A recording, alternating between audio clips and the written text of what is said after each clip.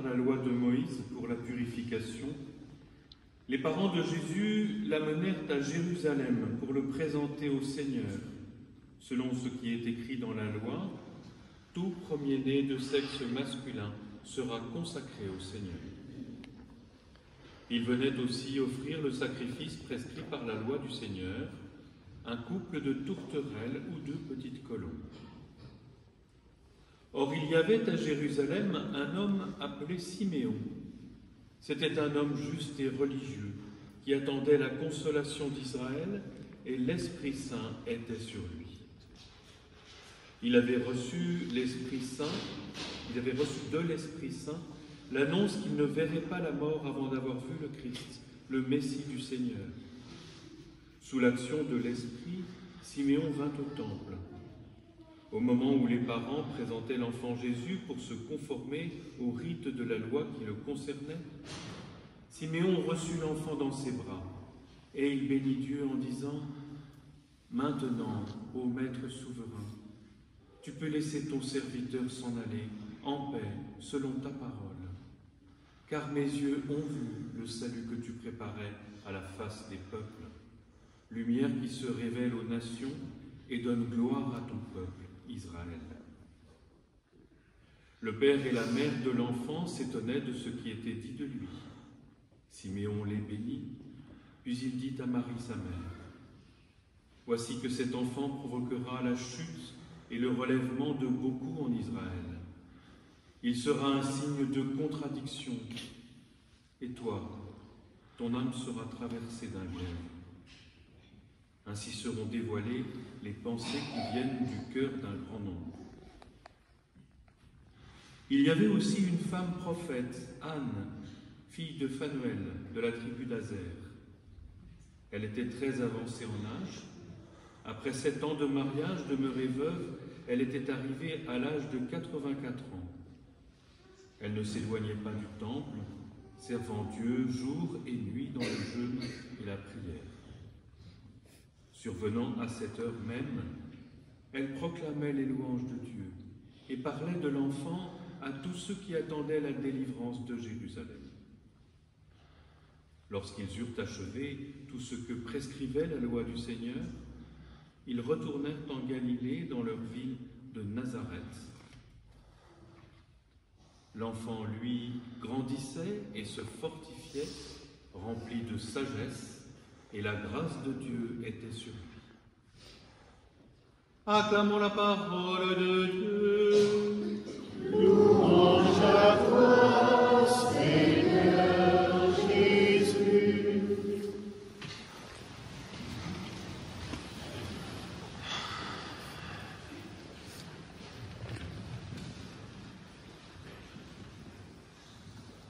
La famille, source de grande joie, source aussi d'épreuve, est une sacrée aventure.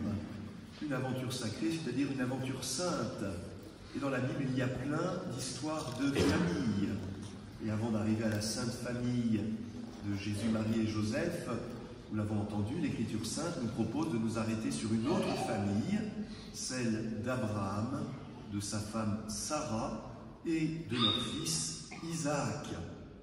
Pourquoi? Eh bien parce que, justement, cette famille d'Abraham et de Sarah a eu tout un chemin à faire. Au fond, la vie de famille, c'est un pèlerinage, c'est une marche.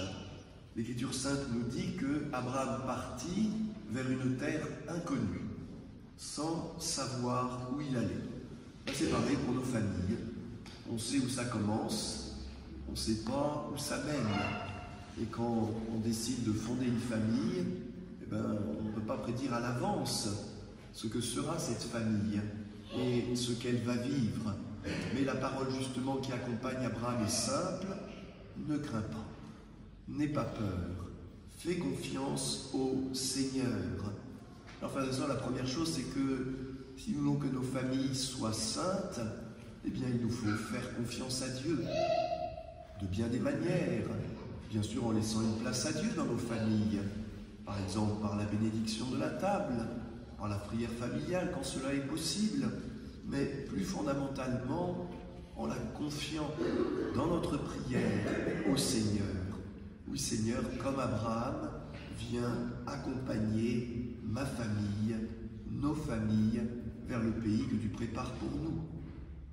Dans cette famille d'Abraham et de Sarah, il y avait eu l'épreuve de la stérilité, du grand âge, et Dieu avait donné un fils, le fils de la promesse, Isaac. Alors c'était formidable, c'était tout d'un coup une immense joie. Et puis, il y a cet épisode auquel fait allusion la deuxième lecture, cet épisode obscur, où Abraham entend une voix qui lui dit « Tu dois sacrifier ton fils Isaac ». La grande épreuve, celui qui avait été donné, semble devoir être repris. Mais l'Écriture nous dit, grâce à la foi, quand Abraham fut soumis à l'épreuve, il offrit Isaac. Qu'est-ce que ça veut dire? Offrir son enfant. Mais il me semble que cela veut dire d'abord remercier Dieu pour le don de la vie, qui vient bien au-delà, bien avant nous. Les parents sont porteurs de cette vie, mais nous n'en sommes pas les initiateurs, nous n'en sommes pas les créateurs. Et puis la deuxième chose, me semble-t-il, importante, c'est que cet enfant qui est le tien n'est pas le tien. Vos enfants ne sont pas vos enfants, dira plus tard un poète. Ils sont l'appel de la vie à travers vous. Nous ne sommes pas propriétaires de nos enfants. Dieu nous les a confiés pour que nous les aimions, pour que nous les éduquions, et puis que nous les menions à l'âge adulte, et qu'ils puissent après suivre leur chemin. Donc finalement, offrir son enfant à Dieu, c'est d'abord remercier Dieu, mais c'est aussi dire, cet enfant ne m'appartient pas. Il est un cadeau que tu me fais, je n'en suis pas propriétaire, qu'il advienne pour mon enfant ce que toi, Dieu, tu as prévu, et non pas ce que moi, Père et Mère, j'ai prévu pour lui. C'est bien ce que font dans le temple de Jérusalem bien plus tard, bien après Abraham et Sarah, Marie et Joseph. Ils n'étaient pas strictement obligés par la loi juive d'aller présenter leur nouveau-né au temple.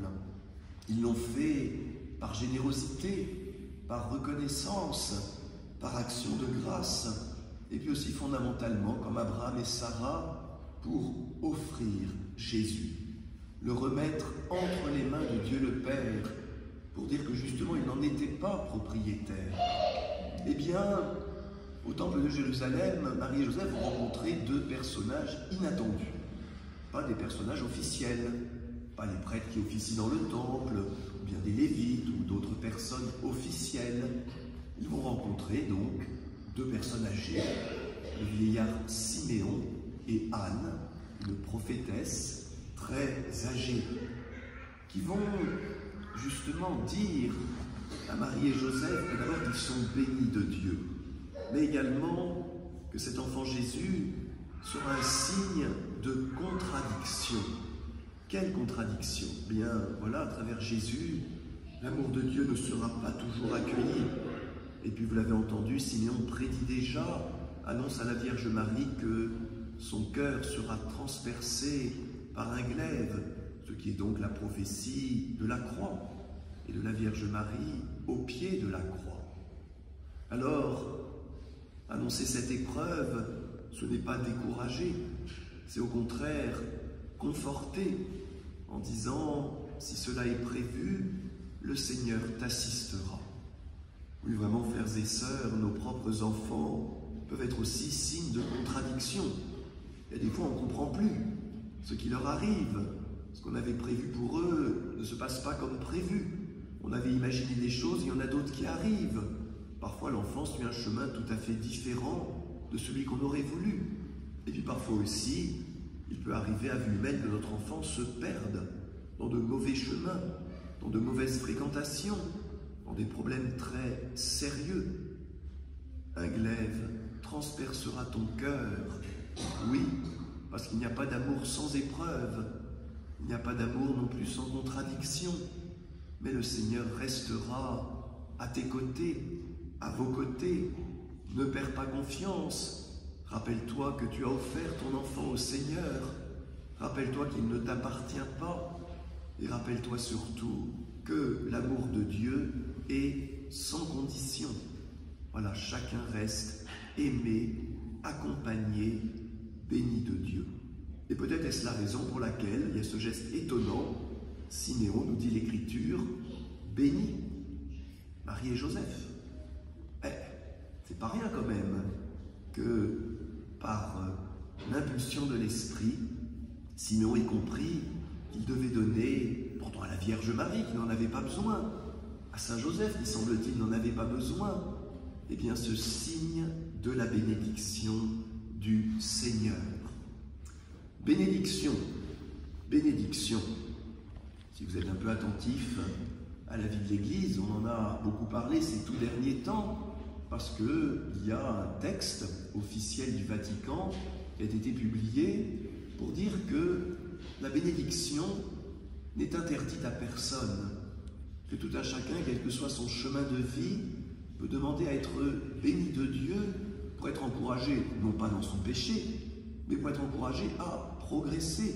Et dans ce progrès, il y a toujours une part aussi de conversion. Revenons un instant à Marie et Joseph. Mais rappelons-nous quand même, à vue extérieure, à vue humaine, pour ceux et celles qui ne connaissaient pas de l'intérieur l'histoire sainte de Marie, qui a conçu Jésus par la puissance de l'Esprit, de Joseph, qui a reçu en songe eh bien, le commandement d'accueillir Marie avec cet enfant déjà conçu. Pour un regard extérieur, tout ça paraissait quand même assez fautif. J'ai connu dans mon enfance une vieille grand-tante un peu reverchée de la vieille école. Quand on annonçait qu'il y avait une naissance dans la famille d'un premier-né, qu'est-ce qu'elle faisait? Elle comptait sur ses doigts. 1, 2, 3, 4, 5, 6, 7, 8, 9. Parce que dans ce texte auquel je faisais allusion, ce texte du Vatican, donc, qui a été validé par le pape, il est dit que des couples en situation matrimoniale irrégulière, et même des couples de même sexe, c'est-à-dire des couples d'homosexuels, peuvent en des occasions privées demander à un prêtre une bénédiction spontanée. Alors certains prêtres imprudents, insolents et ignorants ont critiqué publiquement cette décision validée par le pape, je m'en étonne. Mais alors qu'au fond, qu'est-ce qui est dit? Il nous est dit que la bénédiction, c'est la manière de dire qu'on est aimé de Dieu. Si à la sortie de la messe, quelqu'un se présente devant le prêtre et dit « Voilà, je vis telle situation difficile, j'ai besoin de l'aide du Seigneur, bénissez-moi mon Père. » Eh bien, sauf si j'ai des raisons très particulières de penser que cela ne convient pas, je suis vraiment encouragé à donner ce signe de la bonté de Dieu. Ce texte du Vatican dit que cette bénédiction permet de demander ce qui est bon, humainement valable, chez la personne qui demande cette bénédiction pour qu'elle soit guérie et élevée par la puissance de l'Esprit. Autrement dit, non seulement la bénédiction ne cautionne pas forcément telle ou telle situation de péché, mais en fait la bénédiction va aider à se convertir, va aider à comprendre le chemin de Dieu. C'était la manière dont Jésus procédait. Quand des gens venaient à lui, il ne commençait pas par faire la liste de leurs péchés. Il les accueillait, il les bénissait, il les guérissait, et il les invitait bien sûr, comme chacun de nous, à se convertir, à ne pas retourner dans le péché d'où l'on vient. Mais Jésus accueillait et bénissait d'abord parce que Dieu aime chacun de nous et que dans notre Église, il n'y a pas de pestiférés. Il n'y a pas de personne qui serait indigne d'être accueillie et bénie par Dieu. Voilà le sens de cette bénédiction dont le texte du Vatican rappelle qu'elle est spontanée, qu'elle n'est pas liturgique, qu'elle ne doit pas bien sûr prêter confusion avec ce qu'on appelle les grandes bénédictions de la liturgie, qui elles ont un caractère officiel et ne peuvent être données que sous certaines conditions. Voilà, frères et sœurs, ce chemin de nos vies personnelles, de nos vies familiales, où la famille est une aventure sacrée, une aventure sainte. Et dans cette aventure, le Seigneur est présent jour après jour. Il nous bénit, il nous encourage, il nous purifie. Il nous invite aussi à la patience, à la persévérance face à l'épreuve, comme Marie et Joseph eux-mêmes l'ont vécu avec Jésus. Alors, frères et sœurs, bénissons le Seigneur pour toutes nos familles. Demandons sur elles la bénédiction de Dieu. Amen. Amen.